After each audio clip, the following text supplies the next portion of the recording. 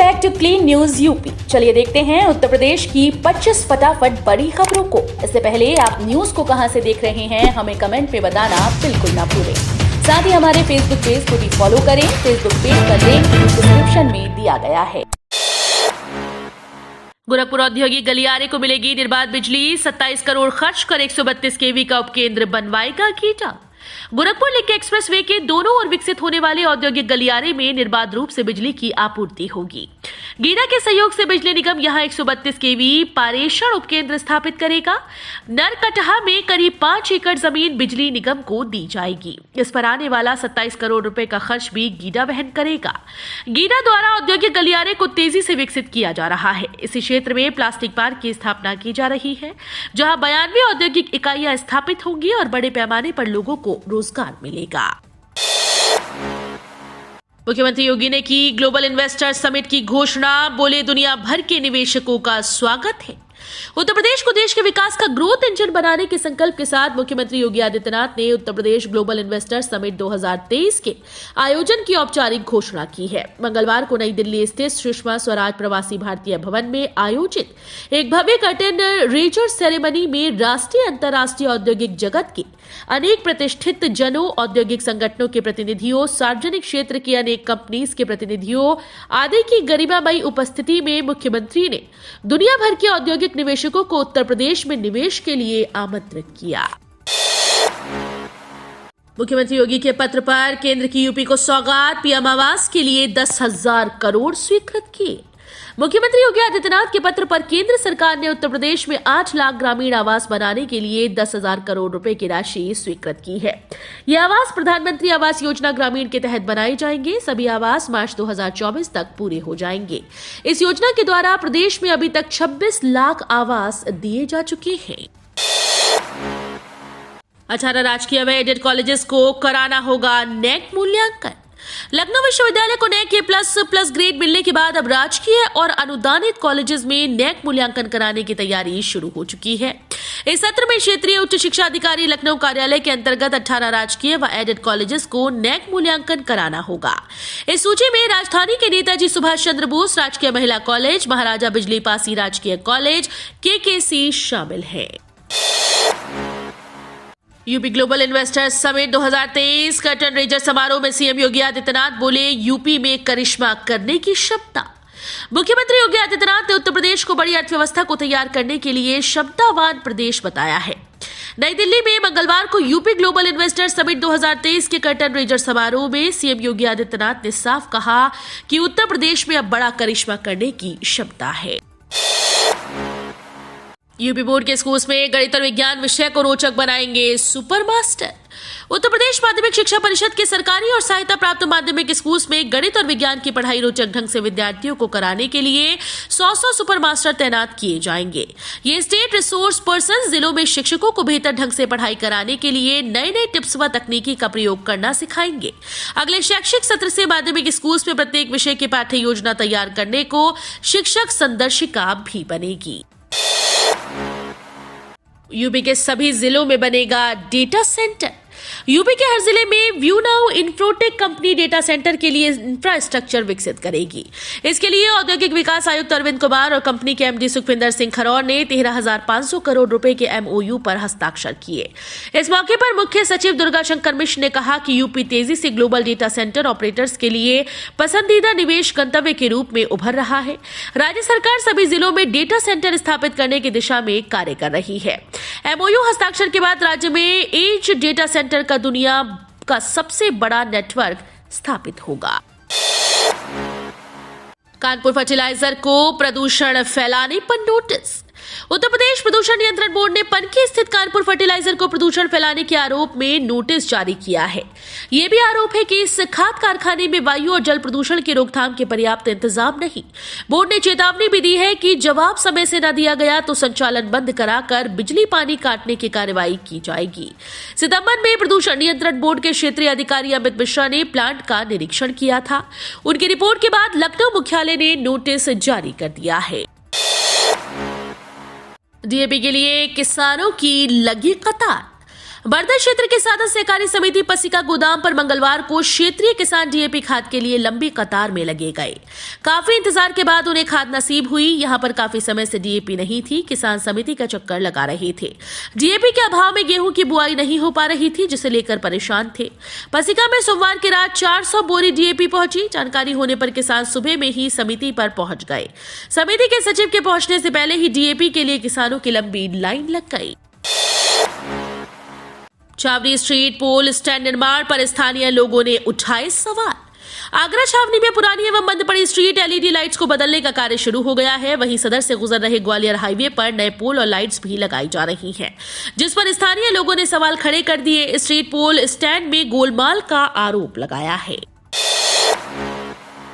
आर्य समाज ने तेजगढ़ी रोड के नामकरण का किया विरोध। नगर निगम की बोर्ड बैठक में तेजगढ़ी से हापुड़ चुंगी तक सड़क का नामकरण भारत रत्न डॉक्टर भीमराव अंबेडकर के नाम पर करने का फैसला किया है। आर्य समाज ने इस प्रस्ताव का कड़ा विरोध किया। आर्य समाज के प्रतिनिधि राजेश सेठी के नेतृत्व में प्रतिनिधियों ने मंगलवार को नगर निगम प्रधान कार्यालय के सामने धरना देकर विरोध दर्ज कराया। आर्य समाज ने कहा कि तेजगढ़ी की सड़क का नाम पहले से महर्षि दयानंद पथ है। इस मार्ग का पत्थर भी वहां लगा हुआ है। इसके बावजूद इस तरह का प्रस्ताव गलत है। आर्य समाज के प्रतिनिधियों ने कहा कि वो संविधान निर्माता भारत रत्न डॉक्टर भीमराव अंबेडकर का सम्मान करते हैं। काशी विश्वनाथ धाम में आयकर जीएसटी पर प्रस्ताव तैयार करेंगे विशेषज्ञ। श्री काशी विश्वनाथ धाम में उत्तर भारत के विभिन्न राज्यों से आ रहे कर सलाहकार आयकर और जीएसटी की विसंगतियां दूर करने पर मंथन करेंगे। All India federation of tax practitioners north zone की ओर से शनिवार को काशी विश्वनाथ धाम में टैक्स कॉन्फ्रेंस का आयोजन हो रहा है। मकबूल आलम रोड स्थित इनकम टैक्स बार एसोसिएशन कार्यालय में मंगलवार को प्रेस वार्ता के दौरान कॉन्फ्रेंस चेयरमैन अरविंद शुक्ला ने बताया कि पहली बार टैक्स कॉन्फ्रेंस का आयोजन किसी धार्मिक परिसर में किया जा रहा है। डेंगू मरीजों की चंद घंटे में खराब हो जा रही है हालत। कानपुर में डेंगू कहर बनकर मरीजों पर टूट रहा है। संक्रमितों की हालत चंद घंटों में बिगड़ती जा रही है। हैलेट ओपीडी में मरीजों की भारी भीड़ हो रही है। इसी भीड़ में से 7 मरीजों की बैठे बैठे तबीयत बिगड़ गई। उन्हें आनंद फानन में हैलेट हॉस्पिटल की इमरजेंसी में भर्ती कराना पड़ा। वहां शाम तक बुखार और डेंगू के 32 मरीजों को भर्ती किया गया। मेडिसिन ओपीडी में बुखार और डेंगू जैसे लक्षणों के 414 मरीज पहुंचे थे। प्रोफेसर जीएस कुशवाहा के चैम्बर के बाहर मरीजों की भीड़ इतनी रही कि मरीजों को अपनी बारी के इंतजार के लिए फर्श पर बैठना पड़ा। वृद्ध मजदूरों के लिए बुढ़ापे का सहारा है महात्मा गांधी पेंशन योजना। असंगठित क्षेत्र में काम करने वाले मजदूर जो अब वृद्ध हो चुके हैं और मजदूरी नहीं कर सकते, ऐसे लोगों को आर्थिक रूप से आत्मनिर्भर बनाने के लिए यूपी सरकार ने महात्मा गांधी पेंशन योजना की शुरुआत की है। इस योजना के तहत 60 साल से ज्यादा उम्र के मजदूरों को वृद्धावस्था पेंशन के तौर पर 1000 रुपए दिए जाते हैं, ताकि वो अपना जीवन यापन सुचारू रूप से कर सके। योजना के तहत वृद्ध मजदूरों के खाते में पेंशन की राशि डाली जाती है। मजदूर बुजुर्ग की मृत्यु हो जाती है तो पेंशन की राशि उसकी पत्नी को मिलनी शुरू हो जाती है। सरकारी अस्पतालों में डॉक्टर्स की कमी, सेवानिवृत्त डॉक्टर दोबारा सेवाएं देने को नहीं दिखा रहे दिलचस्पी। प्रदेश के सरकारी अस्पतालों में डॉक्टर्स की कमी को पूरा करने के लिए सेवानिवृत्त चिकित्सकों को संविदा पर भर्ती करने की योजना फलीभूत होती नहीं दिख रही। बड़े शहरों में बसे डॉक्टर छोटे जिलों में तैनाती के लिए दिलचस्पी नहीं दिखा रहे। 31 अक्टूबर तक सेवानिवृत्त होने वाले चिकित्सकों से 4 नवंबर तक आवेदन मांगे गए थे। पुनर्नियुक्ति से 433 खाली पदों को भरने की जुगत की जा रही है। अंबेडकर नगर सहित 7 जिलों में एएनएम की भर्ती रद्द। राष्ट्रीय स्वास्थ्य मिशन के तहत संविदा पर गत वर्ष शुरू की गई एएनएम पद पर नियुक्ति की प्रक्रिया को 7 जिलों में रद्द कर दिया गया। इसके पीछे वजह नियत समय पर मेरिट सूची जारी न होना और अन्य त्रुटियां बताई जा रही है। संबंधित जिलों के सीएमओ को स्वास्थ्य निदेशालय से पत्र भेजकर प्रक्रिया स्थगित करने का निर्देश दिया गया। उत्तर प्रदेश में बड़े करीब 1 करोड़ मतदाता नगरीय निकाय चुनाव में करेंगे मतदान। उत्तर प्रदेश में शहर की सरकार बनाने की तैयारी गति पकड़ रही है। जिलों में मतदाताओं की सूची तैयार होने के बाद अब सभी जिला प्रशासन 1 हफ्ते में निर्वाचन आयोग को निकायों के आरक्षण की सूची सौंप देंगे। उत्तर प्रदेश में नगरीय निकाय चुनाव की मतदाता सूची फाइनल हो गई। अब इस चुनाव में मतदान करने के लिए कुल 4.27 करोड़ मतदाता हो गए। राज्य निर्वाचन आयोग के ओएसडी एसके सिंह ने बताया कि मतदाता सूची पुनरीक्षण अभियान के बाद अब नगरीय निकाय चुनाव के लिए उत्तर प्रदेश में 4,27,40,320 मतदाता हो गए हैं। विजनरी योगी ट्विटर के टॉप ट्रेंड में शुमार। यूपी के लिए सीएम योगी आदित्यनाथ के प्रयास की सराहना। उत्तर प्रदेश के मुख्यमंत्री के तौर पर अपने दूसरे कार्यकाल में भी योगी आदित्यनाथ मिशन मोड में है। भारत की अर्थव्यवस्था को बढ़ाने के लिए उत्तर प्रदेश को ग्रोथ इंजन के रूप में स्थापित करने के प्रयास में लगे सीएम योगी आदित्यनाथ ने मंगलवार को नई दिल्ली में यूपी ग्लोबल इन्वेस्टर समिट के कर्टन रेजर समारोह में पहुंचे। इस दौरान ट्विटर पर विजनरी योगी टॉप ट्रेंड में रहा। ट्विटर पर यूजर्स ने इन्वेस्टमेंट के लिए किए जा रहे प्रयासों के लिए विजनरी योगी का प्रयोग कर मुख्यमंत्री योगी आदित्यनाथ की जमकर सराहना की। गोरखपुर डीएम की बड़ी कार्रवाई। 4 एसडीएम सहित 14 अधिकारियों का वेतन रोका। डेंगू पर नियंत्रण के लिए नगर निगम, नगर पंचायतों और ब्लॉक स्तर पर किए जा रहे प्रयासों की जमीनी हकीकत जांचने वाले कई अधिकारी अब रिपोर्ट देने में शिथिलता बरत रहे हैं। 10 नवंबर की शाम तक रिपोर्ट जिलाधिकारी को देनी थी, लेकिन 14 अधिकारियों की रिपोर्ट अब तक नहीं मिल सकी। सपा नेता आजम खां को मिली जमानत। नफरती भाषण मामले में कोर्ट ने सुनाया फैसला। समाजवादी पार्टी नेता आजम खां को नफरती भाषण देने के मामले में निचली अदालत ने जमानत प्रदान कर दी है। कोर्ट ने उन्हें 50-50 हजार के 2 जमानती पेश करने और 50,000 रुपए का मुचलका भरने के बाद जमानत प्रदान कर दी। कोर्ट ने नफरती भाषण देने के मामले में उन्हें 3 साल की कैद और 6,000 रुपए जुर्माना अदा करने की सजा सुनाई थी। इस फैसले को आजम खां ने सेशन कोर्ट में चुनौती दी थी। सेशन कोर्ट ने आजम खां को 22 नवंबर तक के लिए अंतरिम जमानत दी थी। अयोध्या सहित 3 मंजिलों के कमिश्नर बदले। 6 आईएएस अफसरों के हुए तबादले। शासन ने मंगलवार को 4 मंजिलों अलीगढ़, अयोध्या, बस्ती, मिर्जापुर के कमिश्नर बदल दिए। अलीगढ़ के कमिश्नर गौरव दयाल को अयोध्या का कमिश्नर बनाया गया। अयोध्या के कमिश्नर नवदीप रिणवा को अलीगढ़ में इसी पद पर तैनाती दी गई। विद्यांचल मंडल मिर्जापुर के कमिश्नर योगेश्वर राम मिश्र को बस्ती का कमिश्नर बनाया गया है। एचडीएफसी बैंक का बड़ा प्लान। इलेक्ट्रिक व्हीकल्स के लिए बांटेगी 15,000 करोड़ का लोन। देश में इलेक्ट्रिकल व्हीकल के क्रेज को देखते हुए एचडीएफसी बैंक बड़ी प्लानिंग करने जा रहा है। अगले 3 सालों में बैंक ईवी लोन के साइज को 3 गुना करने की तैयारी में है। बैंक ने शुरुआत में ईवी लोन की टेस्टिंग की थी, जिसके रिजल्ट काफी बेहतर देखने को मिले। इसी वजह से बैंक ने अपने लोन साइज को बढ़ाने का निर्णय लिया है। शुरुआत में 589 ईवी की खरीद पर बैंक का 5100 करोड़ रुपए का लोन दे चुका है, जिसे साल 2025 तक बढ़ाकर 3 गुना यानी 15,000 करोड़ रुपए से ज्यादा करने का है।